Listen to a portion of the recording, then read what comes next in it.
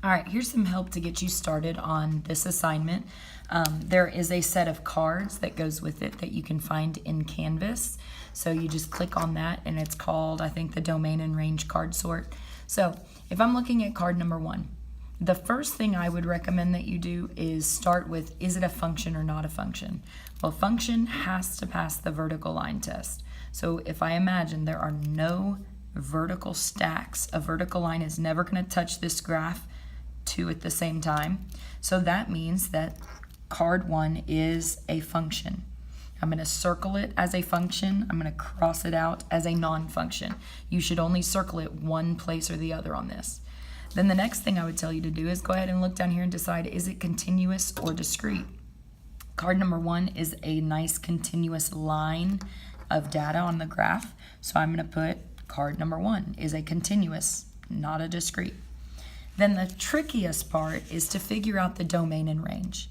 The fact that it's continuous is going to help me narrow down my answer choices. So I'm going to look at the back, and I know that I'm not going to be looking at any of the discrete examples. So discrete is, remember, listed out.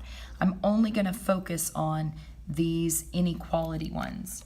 If you're struggling with this, you can kind of imagine putting it in your little domain and range foldable in your notes. And remember, we talked about, okay, if I slide my domain, the lowest domain, well, it's just going to keep going forever and ever. So if it keeps going, that means the low value is going to be negative infinity. Then the same thing on the high side. If I imagine the highest this domain is ever going to go toward the right, it's just going to keep getting wider and wider. So positive infinity. Okay, so even just knowing that that's my domain, let's see, it narrows me down to, it could be this one, could be this one, this one, this one down here, and this one right here, okay? So those are all the ones that have that negative infinity to positive infinity for my domain. When I go to do the range, I'm going to do the same thing. I'm going to imagine what's the lowest that range is ever going to go, and you see that it keeps getting lower and lower all the way down to negative infinity. So that means my range is going to start with a negative infinity in the beginning of the inequality. And then when I go to do the top end, the highest this graph is ever going to get is going to be right there at positive 3. Okay, it never is going to get any higher because of the way the arrows are pointed. So that means that positive 3 is going to be the highest value in my inequality. Okay, so remember we had negative infinity to start and negative 3 as the highest it could ever possibly go. So you might be tempted to think that it's this one because it has a negative 3, but that's a positive infinity instead of a negative. If I come down here to this, I see that my range starts with negative infinity and then ends at the highest value of negative 3. So that means that I is my match for number 1.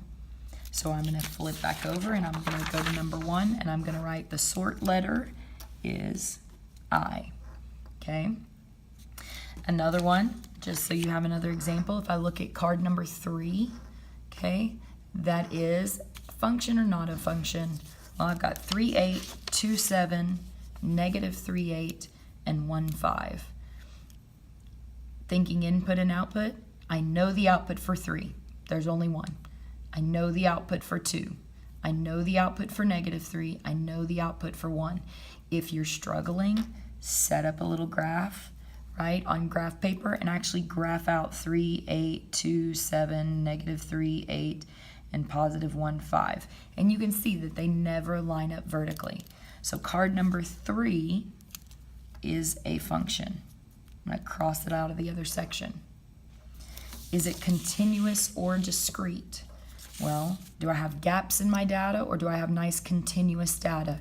I have 4 separate points here. So 4 separate points means that we are discrete. Okay? So I'm going to list number 3 down here. Then I'm going to look on the back and I'm focusing only on the discrete examples. So like it might be B, it might be E. I'm not paying attention to these inequality ones because those are for continuous. So let's see, I've got 3, 2, negative 3, and 1 for my x values. 3, 2, 2, -3, and 1. So I'm looking for anyone that has those. 5, 7, and 8, no. 1, 2, 3, 4, not a match. 3, -3, 1, 2, 3. They just put them in order. -3, 1, 2, 3. So the domain matches. Now we need to check and see if the range matches. The range is 5, 7, and 8. Well, I've got an 8, a 7, another 8, and a 5. So that covers me. 5, 7, and then I don't have to list the 8 twice. I just list it once. So that is my answer. So G would be the card match for number 3. Okay? So you're just going to keep going through this with all 20 cards. If you don't finish it in class, log into Canvas tonight and finish it tonight. It shouldn't take you too terribly long. Good luck.